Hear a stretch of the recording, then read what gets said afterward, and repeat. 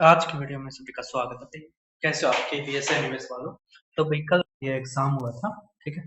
तो आज हम इसका सॉल्यूशन करते हैं। टीजीटी मैथ्स पीजीटी मैथ्स का भी हुआ है, उसके भी क्वेश्चन मैंने लगा रखे हैं, तो जल्दी आपको वो भी वीडियो मिल जाएगी। अब यहाँ पे ज्योमेट्री के कोऑर्डिनेट ज्योमेट्री के, उसके अलावा हमारे अरिथमेट AP के काफी अच्छे अच्छे क्वेश्चन आए हैं, तो सारे के सारे करते हैं। अब कह रखे दो टेंजेंट्स हैं, ठीक है, जो एक पॉइंट P से आते हैं, ठीक है। इस तरह हमने दो टेंजेंट्स बना ली, एक ये हो गया, एक ये हो गया, ठीक है। ये A हो गया, ये हमारा B हो गया, ठीक है। यहाँ पे एक सेंटर हो गया हमारा, जो सेंटर हमारा O, ठीक है भाई साहब।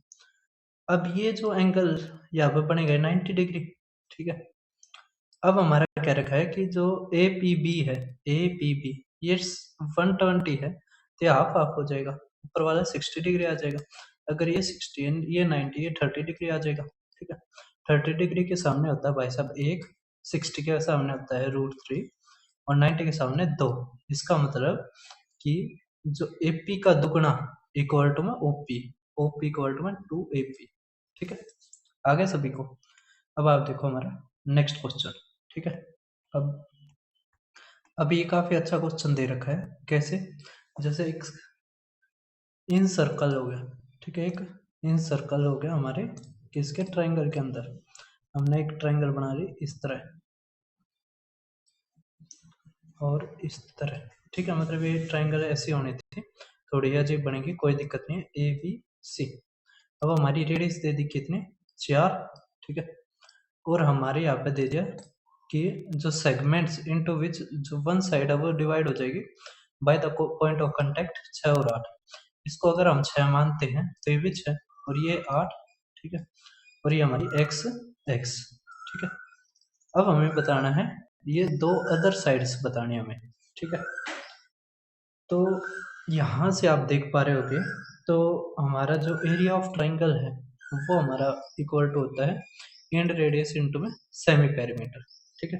अब सेमी पेरीमीटर हमारा क्या होगा, तो इनका जोड़ देखो 14 है ना, 14 28 और ये 2x, तो यहाँ से आ जाएगी हमारी सेमी पेरीमीटर x प्लस में 14, ठीक है। और इन रेडियस हमारी 4, यही दे रखा है।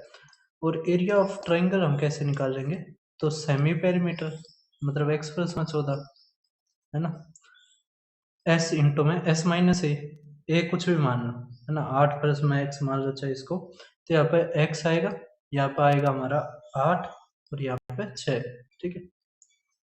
बस अब यहाँ से हमारा सवाल खत्म हो जाएगा। तो जब इसको सोल्व करेंगे ना हम, ठीक है, तो हमारा क्या आ जाएगा,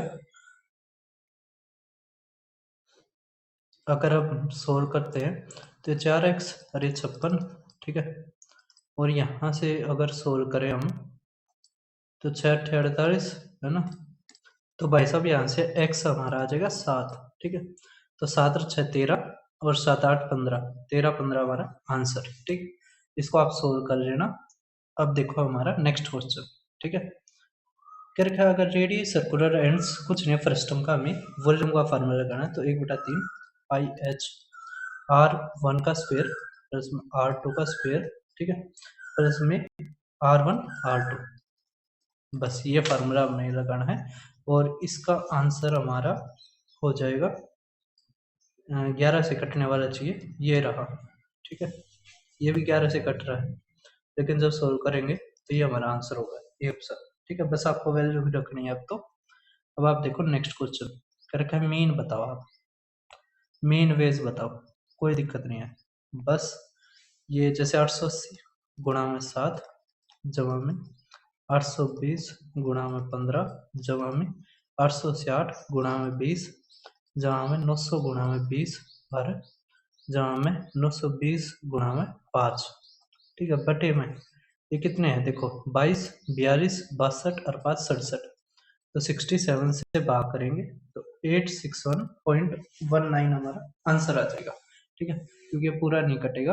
अब आप देखो नेक्स्ट क्वेश्चन, ये तो काफी बार क्वेश्चन आता है कि जैसे कि मीन, अगर हर संख्या में से हम, अगर हर संख्या में हम दो दो जोड़ दें तो मीन भी दो जुड़ जाता है। इसी तरह हर संख्या में हम अगर चार घटा दे तो हर संख्या में 4 घट जाता है। तो इसी तरह अगर मीन हमारा x बार है, उसमें a जोड़ दिया हर संख्या में, तो मीन में भी a जुड़ जाएगा। ठीक है, समझ पा रहे? अब आप देखो नेक्स्ट क्वेश्चन, कह रखा है ये 10 20 30 40 50 से 8 है, 10 से कम मतलब 0 10 हो जाएगा, फिर 10 20 हो जाएगा। सबसे ज्यादा क्या है हमारा? सबसे ज्यादा है भाई साहब, तो भाई बस इसका जोड़ करके 2 से भाग देना है। तो 2 से भाग देंगे तो वो 57 के वहां पर आएगा आसपास में। ठीक है, इसके सामने वाली हमारे क्लास इंटरवल होगी, तो यहाँ पे 30 और 40 आएगी, तो उसकी लोअर लिमिट हमारी क्या होती है? Model class. तो 30 40 हमारा आंसर। ठीक है, अब आप देखो नेक्स्ट करके, अगर सम ऑफ फ्रीक्वेंसी मतलब एफ आई एक्स आई ना, मीन दे रखा है, मतलब मीन अगर हमें 8.1 दे दिया, एक्स आई हैज फ्रीक्वेंसी है, तो सम दे दिया हमें एफ आई एक्स आई कितना 132 जमा 5 के। ठीक है, फिर मीन दे दिया हमें एफ आई कितना 20, तो हमें के की वैल्यू बतानी है। किसकी वैल्यू बतानी है भाई साहब? के की। ठीक है, तो आपको पता है ऊपर तो आएगा हमारा 132 जमा 5 के, नीचे आएगा हमारा 20 और यहाँ पर आएगा 81, तो 162 माइनस 132, तो हमारा 0 30 5 से काटेंगे तो 6 हमारा आंसर। ठीक है भाई साहब, कर दोगे? तो बहुत ही आसान, हमारे उसी के ऊपर आया है, फार्मूले के ऊपर। इसका आंसर होगा भाई साहब मीडियन, है ना। अब आप देखो नेक्स्ट, इसमें क्या रखा है, ये प्रोबेबिलिटी का काफी अच्छा क्वेश्चन है, प्रोबेबिलिटी के काफी क्वेश्चन आए हैं। रखा है एक थैले में 4 लाल और 7 नीली हैं, 2 गेंदें रेंडमली निकाली जाती है रिप्लेसमेंट के साथ, तो प्रोबेबिलिटी बताओ कि एक रेड हो गई और दूसरी ब्लू हो गई। तो यहाँ पे क्या हो सकता है, जैसे शुरू वाली रेड हो जाए, दूसरी ब्लू हो जाए, या फिर हमारी पहले वाली ब्लू हो जाए और अगले वाली रेड हो जाए, बस ये हो सकते हैं, हमारे दो ही केस हो सकते हैं। अब रेड आएगी 4/11, ये 7/11 जमा में 7/11 4/11। ठीक है, तो हमारा कितना आ गया? 56/11 121, 56/121 हमारा आंसर। ठीक है भाई साहब, उसके अलावा ये मेरा YouTube channel Deepak Sharma maths, आप इसको जरूर ज्वाइन करना। जो भी पेपर होते हैं मैं सारे के सारे यहाँ पे करवाता हूँ। ठीक है, डी ट्रिपल एस बी के हो गए, टीसीएस के हो गए, आईबी के हो गए। ठीक है, उसके अलावा CSIR के हो गए, SSC के हो गए, है ना, रेलवे के हो गए, तो ये सारे के सारे CBSC के हो गए, ये सारे के सारे पेपर आप यहाँ से कर सकते हो। उसके अलावा क्विक रिवीजन सीरीज से आप सिलेबस भी कर सकते हो। तो मेंसुरेशन 3D का ना मेंसुरेशन 2D का आज लास्ट पार्ट आपको मिल जाएगा। ठीक है, और 3D भी जल्द ही चालू हो जाएगी। अब आप ये क्वेश्चन देख पा रहे होगे। ठीक है, ये तो कर दिया।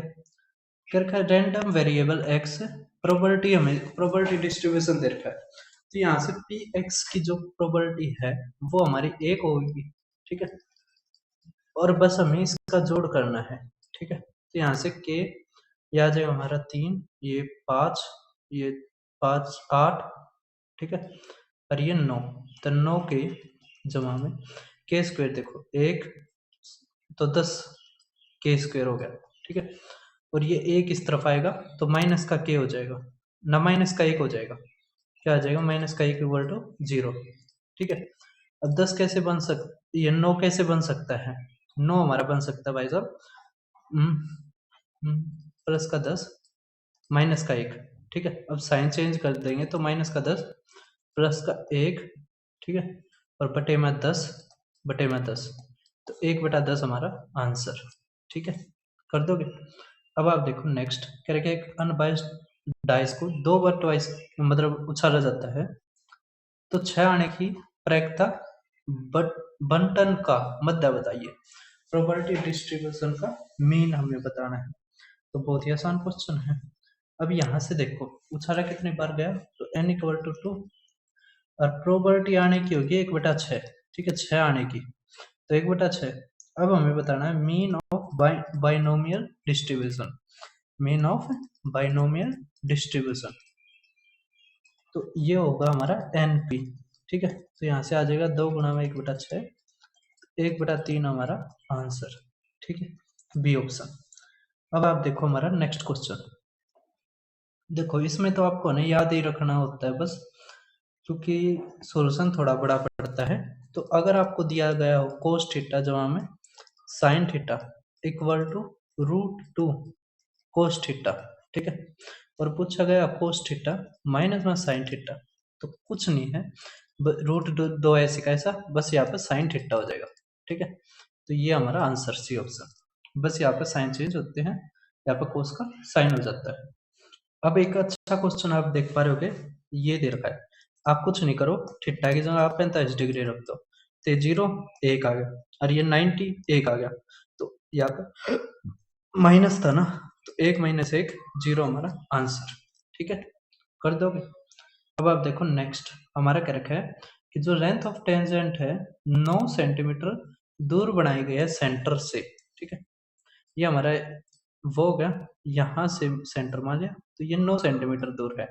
अब क्या रखे, जो रेडियस है वो 3 सेंटीमीटर दूर है, तो ये हमारी रेडियस हो जाएगी, ठीक है। अगर ये हमारी रेडियस है भाई साहब 3 सेंटीमीटर, है ना, और ये हमारी 9 है, तो ये क्या आ जाएगी हमारी 90 डिग्री, ठीक है। अब यहाँ से क्या करना है बस हमें, देखो 3 गुणा में 3 है, ये 3 गुणा में 1 है, हमें ये निकालना है, तो 3 ऐसे का ऐसा, तो 3 का स्क्वायर माइनस में 1 आएगा, ठीक है, तो 3 √8 आ गया, √8 मतलब 6√2, ठीक है, तो बी ऑप्शन हमारा आंसर, पाइथागोरस थ्योरम लगा के बहुत ही आसानी से हम इस क्वेश्चन को कर देंगे। अब एरिया ऑफ कोऑर्डिनेटर ये लास्ट में करवाऊंगा। अब देखो आप नेक्स्ट क्वेश्चन कह रखा है, अगर एलिवेशन है जो टॉप ऑफ द माउंटेन एक अननोन डिस्टेंस पे फ्रॉम द बेस 30 डिग्री है, और 10 किलोमीटर फर्दर चलते हैं सेम लाइन में, तो एंगल ऑफ एलिवेशन 15 डिग्री हो जाता है, तो हाइट बताओ माउंटेन की। तो बहुत ही आसान सवाल है, ठीक है, यहाँ पे 15 दे रखा है, यहाँ पे 30 दे रखा है, ये माउंटेन की हाइट मान ली, ठीक है, ये 30 डिग्री है, अगर 10 किलोमीटर और चला, यहाँ पर मान लिया 10 किलोमीटर चलने के बाद आ गया, तो अब हमारी कितनी हो जाएगी 15 डिग्री, ठीक है, और ये 10 किलोमीटर दे रखा है, बस हमें हाइट बतानी है, ठीक है। तो यहाँ से हाइट हमारी क्या आ जाएगी भाई साहब, तो यहाँ से हाइट हमारी आ जाएगी, देखो हम ये जो डिस्टेंस है इसको मानते हैं x, ठीक है, तो 30 डिग्री इक्वल टू हमारा आ जाएगा परपेंडिकुलर अपॉन बेस, तो h/x, और ये होता है हमारा 1/में √3, है ना, तो 1/√3, तो यहाँ से x हमारा आ जाएगा √3h, ठीक है, समझ पा रहे हैं। अब देखो, अब हमारा यहाँ से जो हो जाएगी x हमारा इतना दे दिया, अगर 15 डिग्री के उससे लेते हैं तो 10 15 डिग्री इक्वल टू h/में x प्लस में 10, x की जगह आप ये रख लो, और 10 15 की होती है 2 माइनस में √3 इक्वल टू h/में ये √3h प्लस में 10, ठीक है। जब इसको आप सोल्व करोगे क्रॉस मल्टीप्लाई से, तो यहाँ से h की आ जाएगी हमारी 5, ठीक है, तो 5 किलोमीटर हमारा आंसर, कर लोगे। अब आप देखो नेक्स्ट क्या रखा है कि झील की सतह में से h मीटर ऊंचाई पर स्थित एक बिंदु से बादल का उन्नयन कोण, तो हमने झील की सतह से h मीटर ऊंचाई ये मान ली, ठीक है, यहाँ पर आदमी खड़ा है, तो उन्नयन कोण हमारा कितना हो गया 30 डिग्री, तो हमारा ये 30 डिग्री हो गया, ये कितना हो गया 30 डिग्री हो गया, ठीक है। अब हमारा क्या रखा है, जो angle of diffraction reflection in the rake, तो यहाँ पर हमने मानी ये एंगल ऑफ डिप्रेशन, तो ये आ गया हमारा कितने डिग्री 45 डिग्री, ठीक है, इस तरह, ठीक है भाई साहब। तो अब आपने ये सोल्व करके बताना है इसका आंसर क्या बनेगा, ठीक है। नेक्स्ट देखो, अब आप हमारा क्या रखा, अगर पोल 12 मीटर है तो वो सेट करता है 4√3, तो एंगल ऑफ एलिवेशन बताना है, तो कोई दिक्कत नहीं है, देखो ये 12, ये सेट हो गए 4√3, तो देखो √3 कर रखा है, इसका मतलब ये 1 है, तो ये √3 है, √3 के सामने होता है 60 डिग्री, तो 60 डिग्री हमारा आंसर, ठीक है भाई साहब। अब आप देखो नेक्स्ट, ये बहुत ही हमारा कह सकते हैं आसान है और बहुत बार पूछा जाता है, हम याद ही रखते हैं इसको। जैसे दो एंगल हो गए, ठीक है ना, दो सर्कल हो गए, ये हमारी टेंजेंट होगी, कॉमन टेंजेंट, इस तरह, ठीक है। अब ये यहाँ पर जो P हमारा कॉमन पॉइंट, ये पूछते हैं, तो ये P कितने डिग्री का है ये पूछते हैं हमारा। तो भाई साहब ये P होता है हमारा 90 डिग्री, ठीक है। तो 90 डिग्री हमारा आंसर कर दोगे।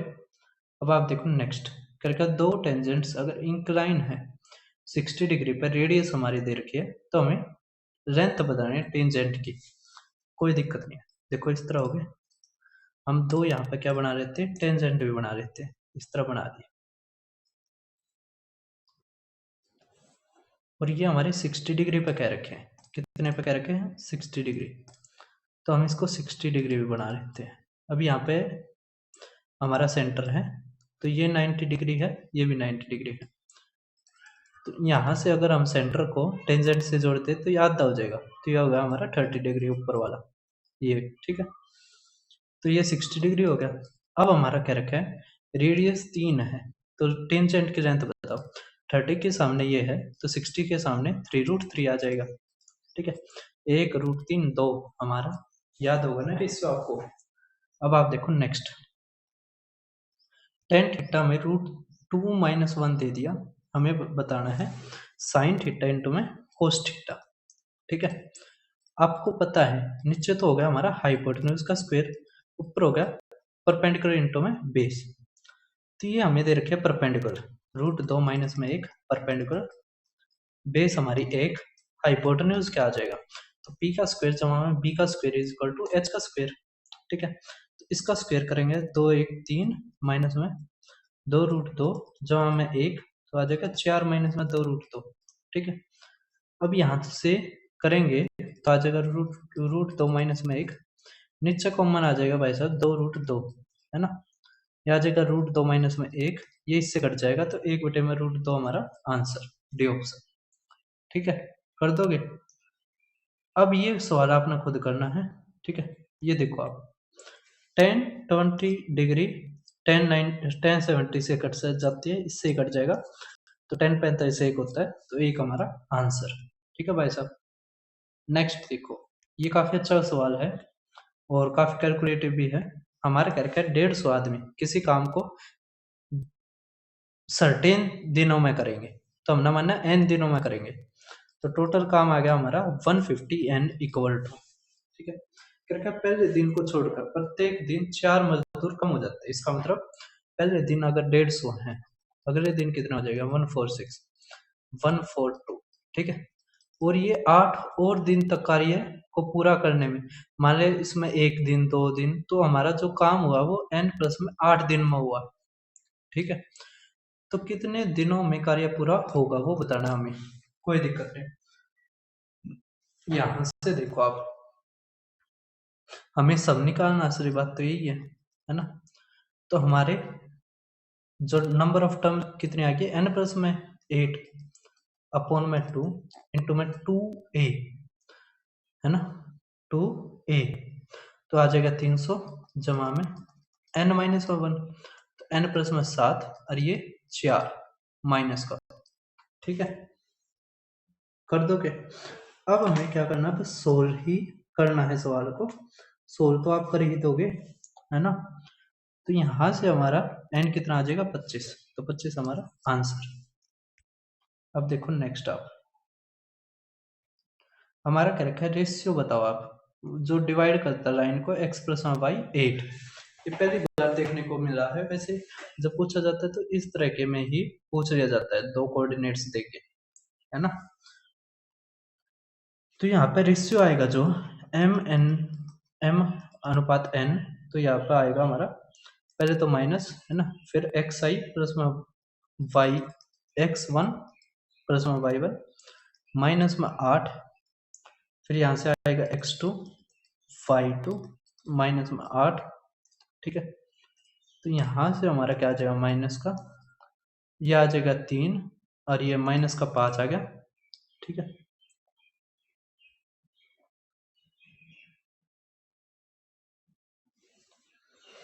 y1 आना था ना, x1 y1।